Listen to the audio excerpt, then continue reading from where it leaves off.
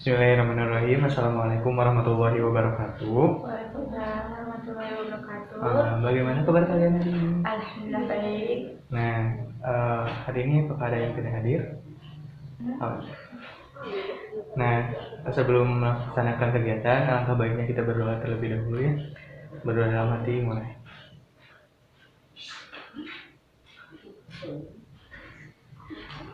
Selesai.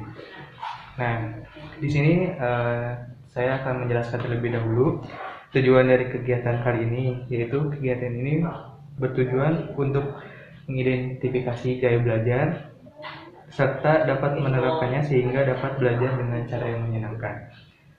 Nah, untuk yang selanjutnya saya akan menjelaskan tentang materi, kemudian kita akan berdiskusi terlebih dahulu. Ya.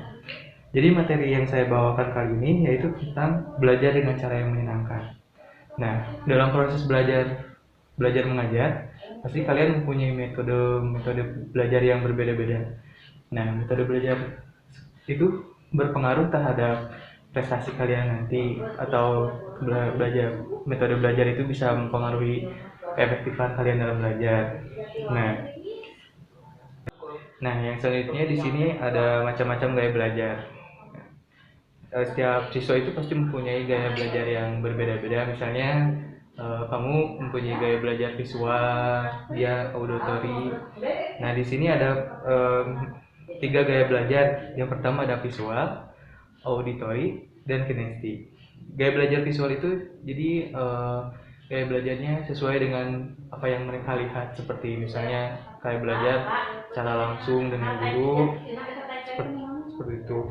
Sedangkan gaya belajar auditory itu seperti kebanyakan mereka bisa belajar secara cepat dan efektif dengan mendengarkan suara, misalnya dari musik atau mendengarkan materi dari guru. Yang ketiga yaitu ada gaya belajar kinestetik. Gaya belajar kinestetik itu lebih ke perasaan, ke empati yang seperti itu. Nah, di sini juga ada tips-tips agar dapat belajar secara efektif.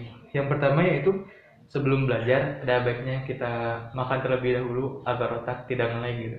Kan biasanya kalau belajar kita lapar gitu. Karena lapar bisa mengurangi konsentrasi. Nah, tips yang pertama itu kita angkat baik sebelum belajar itu makan terlebih dahulu. Nah, yang kedua adalah santai dalam aktivitas belajar. Jadi jangan anggap belajar itu sebagai hal yang paling ditakuti gitu. Takut gitu kalau belajar. Nah, yang ketiga jangan belajar tanpa refreshing. Jadi kita itu harus belajar. Emang belajar itu wajib, tapi kita juga harus refreshing gitu supaya otak kita itu tidak mumet. Nah, yang selanjutnya itu jangan terlalu banyak berbicara. Nah, kalau di sini itu jangan banyak berbicara, jadi bicara yang penting-penting saja gitu, jangan berbicara yang tidak penting, jadi supaya otak kita itu tidak penuh gitu. Nah, yang selanjutnya itu buat jadwal belajar seenjoy mungkin gitu. Nah, jadi kita itu harus memanage waktu belajar kita bagaimana seenaknya kita, senyamannya kita gitu. Nah, yang selanjutnya itu cobalah banyak latihan menghadapi soal-soal. Nah, yang tips yang selanjutnya itu jadi kita itu harus banyak melatih kemampuan kita dalam belajar dengan misalnya mengisi soal-soal yang seperti itu. Yang selanjutnya terapkanlah pada kenyataan yang sebenarnya. Jadi